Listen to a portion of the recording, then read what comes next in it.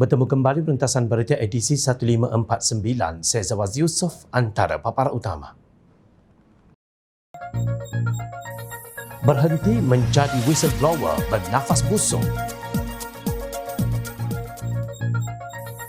Terpesong di bawah arus kejahilan dan ketakzuban. Bodoh tidak boleh diajar.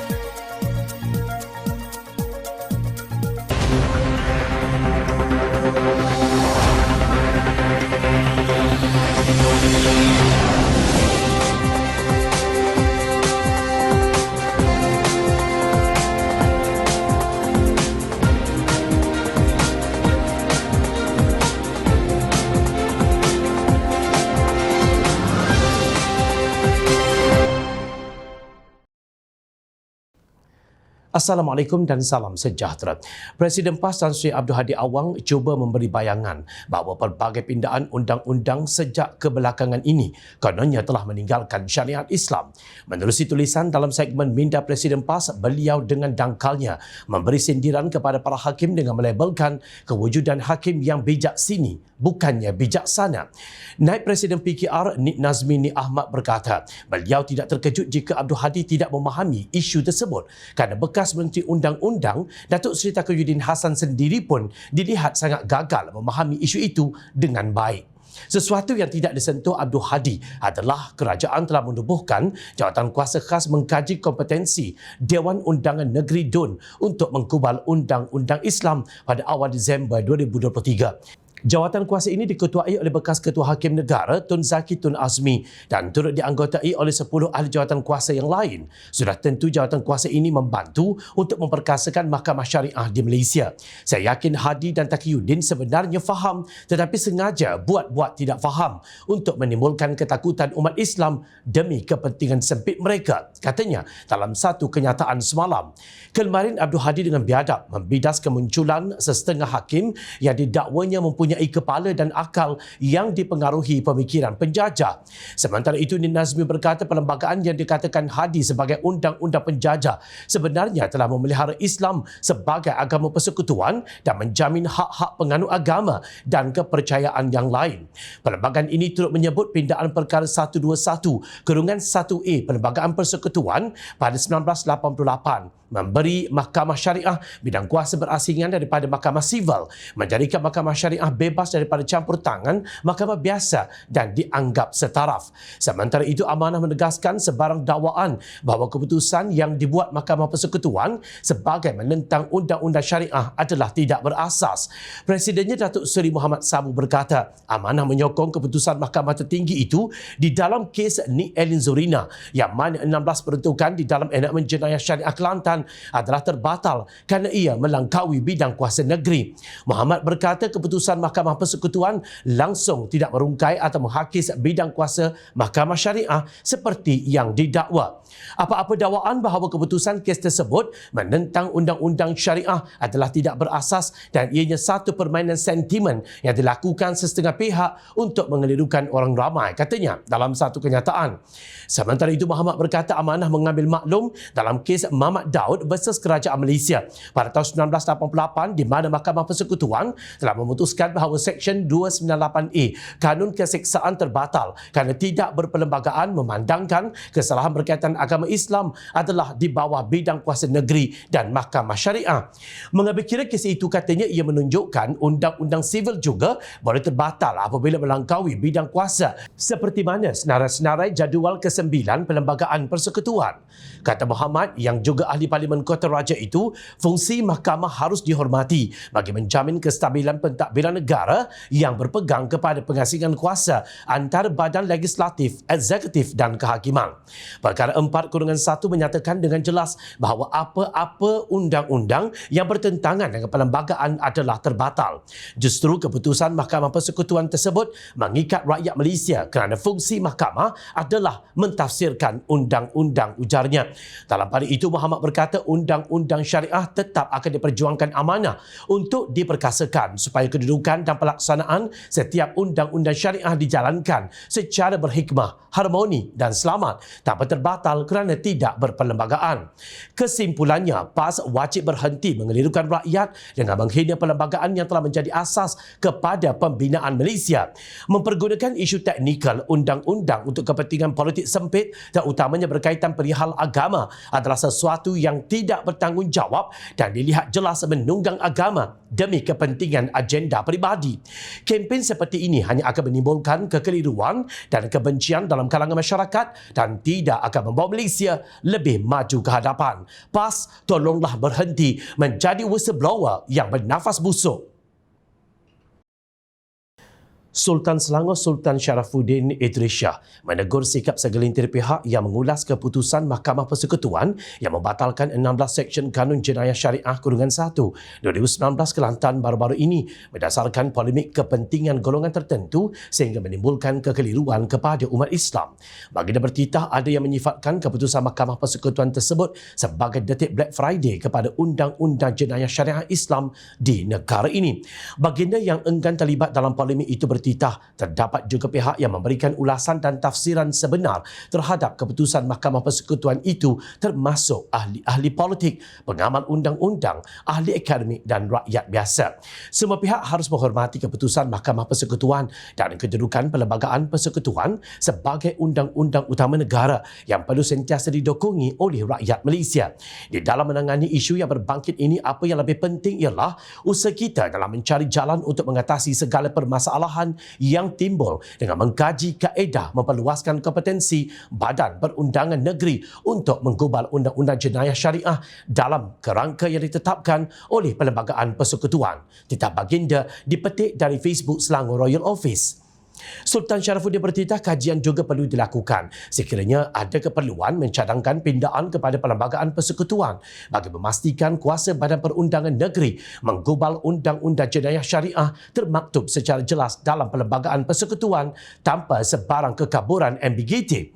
Beta telah disembah maklum bahawa jawatan kuasa khas mengkaji isu berkaitan kompetensi Dewan Undangan Negeri untuk menggubal Undang-Undang Islam yang ditubuhkan atas titah beta semasa mesyuarat MKI ke-70 pada 28 Ogos 2023 sedang meneliti persoalan yang berbangkit ini.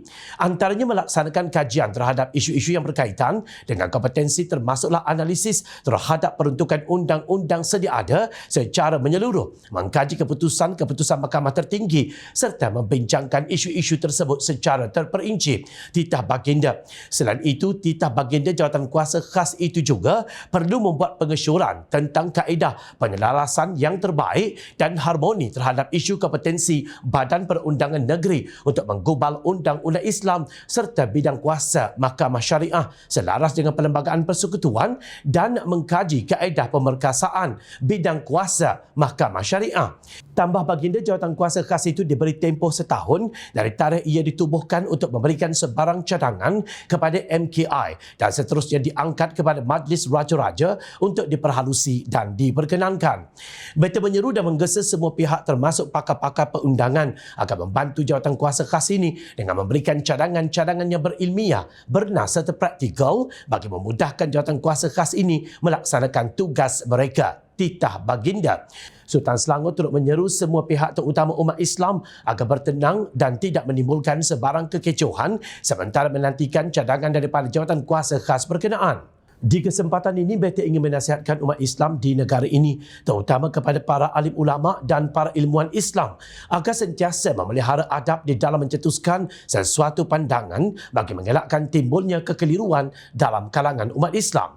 Kita tidak perlu berbalas secara terbuka di dalam perkara yang boleh kita selesaikan dengan cara bermusyawarah dan secara tertutup. Kita perlu meraihkan perbezaan pendapat dan menyelesaikan perbezaan pandangan tersebut secara ilmiah, berhemah serta melalui saluran yang betul. Titah baginda lagi. Sebagai respon, Kerajaan Persekutuan menyambut baik titah baginda itu agar semua pihak menghormati keputusan Mahkamah Persekutuan dan kedudukan Perlembagaan Persekutuan sebagai undang-undang utama negara. Perdana Menteri Datuk Seri Anwar Ibrahim berkata titah baginda selaku pengerusi Majlis Kebangsaan bagi Hal Ehwal Agama Islam Malaysia MKI pada mesyuarat majlis itu kali ke-71 di Putrajaya Khamis lalu dilihat sebagai satu kenyataan tegas tegas dalam mempertahankan semangat perlembagaan negara. Pendirian tegas bagi dia juga jelas dilihat tepat pada masanya bagi menurunkan suhu hangat politik berhubung keputusan Mahkamah Persekutuan pada 9 Februari lalu yang mengisytiharkan 16 kesalahan dalam enakmen Kanun Syariah Jenayah Kelantan batal dan tidak sah. Menurut PMX, mungkin masyarakat lain seperti China dan India tidak merasai tekanan itu. Tetapi bagi masyarakat Melayu dan Islam seluruh negara, isu ini menjadi isu politik sangat hangat. Cerca-mencerca, penghinaan para hakim, kerajaan dan sebagainya. Rakyat jelata berharap Tan Sri Abdul Hadi Awang, Datuk Seri Taqiyuddin Hassan dan kuncu-kuncunya yang dilihat setaraf dengan influencer murahan dalam memberi pandangan, mendengar dan meneliti titah Tuanku Sultan Selangor ini demi kepentingan negara dan juga agama. Bukan untuk kepentingan parti politik yang dijunjung kononnya berlabel Islam tetapi jauh terpesong di bawah arus kejahilan dan ketaksuban. Noktah. Seperti yang telah dijanjikan, Pemuda Amanah Shah Alam semalam membuat laporan polis terhadap pempengaruh DD Chronicle yang membuat naik video parodi menyindir keputusan mahkamah berkaitan pembatalan peruntukan berkaitan jenayah syariah Kelantan. Laporan itu dibuat oleh Timbalan Ketuanya YB Daniel Rashid Harun Aminah Rashid di Balai Polis Seksyen 9 Shah Alam. Laporan itu berkaitan video berdurasi 3 minit 55 saat yang dimuat naik di Facebook kini telah dipadamkan oleh DD Chronicle atau nama sebenarnya Didi Sulaiman Rai yang antaranya didakwa menyindir perbuatan minum arak dan berjudi bukan kesalahan bawah Undang-Undang Sivil. Ini jelas mengelirukan, memesongkan fakta serta berniat untuk mempersendakan proses penghakiman yang dilakukan oleh Badan Perundangan Negara, kata Daniel dalam laporan tersebut. Daniel menggesa polis menyiasat Didi Chronicle antaranya mengikut Seksyen 4-1 Akta Hasutan 1948, Seksyen 233-1 Akta Komunikasi dan Multimedia 1998. Dia berkata pihaknya akan tetap membuat laporan polis walaupun Didi Chronicle telah memadam video itu dan membuat permohonan maaf. Sebagai pempengaruh, mereka ini dekat dengan masyarakat. Setiap hari orang ramai menonton kandungan yang dimuat naik melalui media sosial. Jadi perlu berhati-hati agar tidak menyebarkan perkara yang tidak betul. Selain haruslah bertanggungjawab, katanya di Petik Malaysia Kini. Didi Chronicle kemarin membuat permohonan maaf dan menurunkan video selain mengakui terlepas pandang serta tidak berhati-hati terhadap fakta dipersembahkan, malah masih berseloroh dan seolah-olah tidak ikhlas. Dan dia berkata tindakan itu diambil agar ia dijadikan pengajaran buat semua orang dan semua pengaruh serta orang ramai akan lebih bertanggungjawab terhadap komen serta kandungan yang dimuat naik ke media sosial masing-masing. Beliau turut mencadangkan orang ramai turut tampil membuat laporan terhadap kandungan yang menyebarkan fitnah serta menyentuh isu-isu sensitif terutama 3R, bangsa, agama dan raja. Jika parti politik sahaja buat laporan, orang akan ingat ia mainan politik semata-mata, kata Daniel lagi. Sementara itu, seorang peguam syar'i Raja Muhammad Haziq, Raja Muhammad Kamal berkata walaupun orang ramai boleh bebas menyuarakan pandangan mereka, namun perkara itu perlulah bersandarkan fakta. Cara menyuarakan pandangan tersebut perlulah cermat dan tidak sehingga memfitnah, memberikan fakta yang salah atau merendah-rendahkan institusi kehakiman, sebagai contoh menuduh mahkamah sebagai alat penjajah atau tidak mengikut Islam dan sebagainya, katanya. Tambahnya lagi, keputusan mahkamah adalah dokumen terbuka yang boleh diakses orang ramai dan dalam keputusan penghakiman sesuatu kes ada diperincikan fakta, isu yang berbangkit serta undang-undang yang berkaitan. Jika terujuk, ada beberapa lagi peruntukan yang membolehkan seseorang itu didakwa atas kesalahan menghina keputusan mahkamah. Di Mahkamah Syariah pula ada Seksyen 210 Akta Tata Cara Jenayah Syariah yang memperuntukkan kuasa kepada mahkamah dengan hukuman denda tidak melebihi RM2,000 atau penjara tidak lebih 1 tahun atau kedua-duanya sekali, kata dia lagi.